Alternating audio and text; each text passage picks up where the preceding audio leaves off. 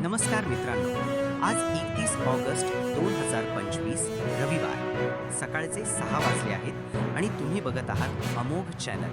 चला पाहूया आजच्या महाराष्ट्रातील महत्त्वाच्या बातम्या. तुम्ही तयार आहात ना? फार्मसी कॉलेजांमध्ये प्रवेश बंद. महाराष्ट्रातील 176 फार्मसी कॉलेजांमध्ये प्रवेश बंद करण्यात आले आहेत. या कॉलेजांनी PCI नियमांचे उल्लंघन केले होते. विद्यार्थ्यांनी आता नवीन पर्याय शोधावा लागणार आहे. मित्रांनो, तुम्हाला वाटतंय का हा निर्णय योग्य आहे? कमेंट करा खाली. मराठा आरक्षणासाठी उपोषण. मराठा आरक्षणासाठी मनोज जरांगे पाटील यांनी CSMT येथे उपोषण सुरू केले आहे. सरकारला त्यांनी खोटी माहिती पसरवू नका असा इशारा दिला आहे.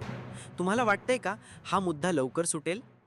लालबागच्या राजाचे दर्शन घेत अमित शहा मुंबईत आले. केंद्रीय गृहमंत्री अमित शहा त्यांच्या कुटुंबासह लालबागच्या राजाचे दर्शन घेण्यासाठी मुंबईत आले. यावेळी त्यांनी मुख्यमंत्री देवेंद्र फडणवीस यांचीही भेट घेतली. मित्रांनो, तुम्ही गणेशोत्सवात दर्शन घेतले का? MR लसीकरण मोहिमेला 15 सप्टेंबरपासून प्रारंभ.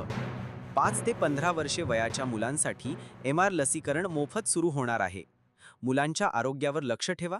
ही मोफत लस सर्व मुलांना मिळेल. मुंबई, पुणे आणि रायगडसाठी ऑरेंज अलर्ट. पावसाची हौस आहे पण सतर्क रहा. IMDने ऑरेंज अलर्ट जारी केला आहे. हलक्या ते मध्यम पावसाची शक्यता आहे.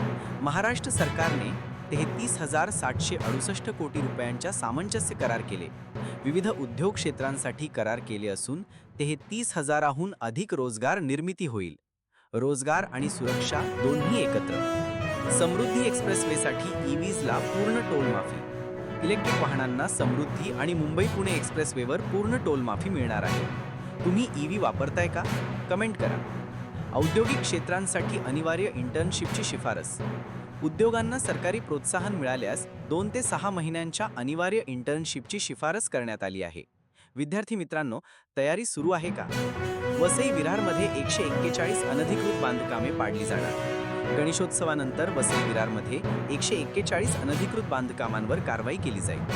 जिंतूरमध्ये दारू न दिल्यामुळे पत्नीचा खून करणाऱ्या पतीला अटक. जिंतूरमध्ये एका व्यक्तीने पत्नीला दारू न दिल्यामुळे संतापून 10 ते 12 वारांनी खून केला. त्यानंतर व्हॉट्सॲप स्टेटसवर शोक संदेश पोस्ट केला. पोलिसांनी त्याला अटक केली आहे. शेवटचे बोल. तर मित्रांनो, आजच्या बातम्या इतक्याच. तुम्ही रहा आमच्यासोबत, अपडेट रहा आणि माहितीवर लक्ष ठेवा. तर उद्या पुन्हा भेटूया याच वेळेस याच ठिकाणी.